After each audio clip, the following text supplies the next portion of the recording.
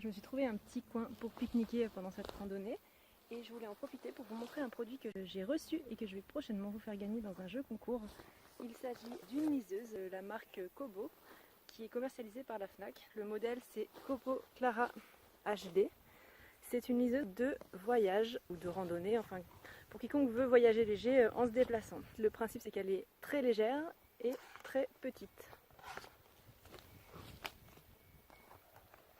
Je l'ai emmenée ici pour vous la faire découvrir, mais surtout parce que pendant ma pause pique-nique, je vais aussi en profiter pour lire. J'ai déjà téléchargé quelques livres dessus. Donc on peut mettre plusieurs centaines de livres sur ce modèle, donc c'est très pratique quand on est un gros lecteur et qu'on voyage parce que ça évite de se charger. Elle est vraiment légère, vous voyez la taille de ma main. Et pour autant, je vais vous montrer en l'allumant, le format d'écran est tout à fait acceptable.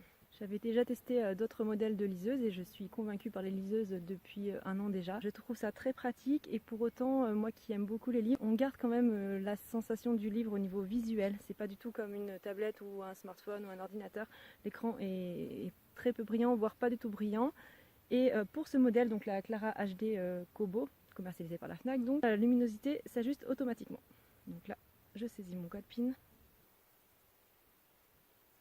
Et j'accède à ma bibliothèque. La Kobo Clara HD permet de retrouver là où on en est au niveau de la page dans sa lecture. Donc on peut régler la taille de la police, la luminosité, etc. Et elle a des heures et des heures de tenue de batterie. Donc ça c'est très pratique. Donc maintenant je vous laisse et je vais faire ma pause pique-nique et lecture au soleil. La revue de la Kobo Clara HD. Elle a un écran de 6 pouces, elle est équipée de la technologie Comfort Light Pro et elle dispose d'une connexion Wi-Fi. Elle est livrée bien sûr avec un manuel et un câble de chargement standard. Ce que j'aime bien, c'est que sa taille n'est pas très grande, on peut le voir par rapport à ma main. Pour autant, la taille de l'écran est très appréciable. L'allumage se fait par ici et je vais faire mon code PIN.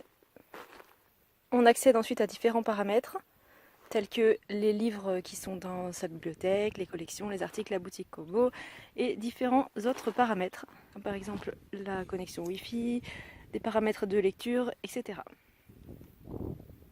Là par exemple je suis dans paramètres de lecture, on peut choisir la façon dont on tourne les pages, activer ou pas les numéros de page, voir la mise en page, etc.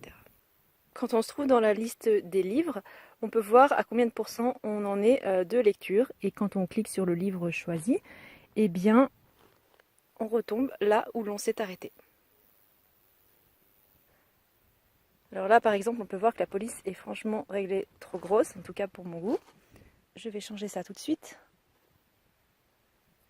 en choisissant par exemple de diminuer la taille de la police.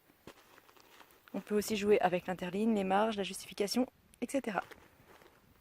Pour tourner les pages, il suffit de cliquer sur l'écran ou, en fonction de son choix, de faire défiler.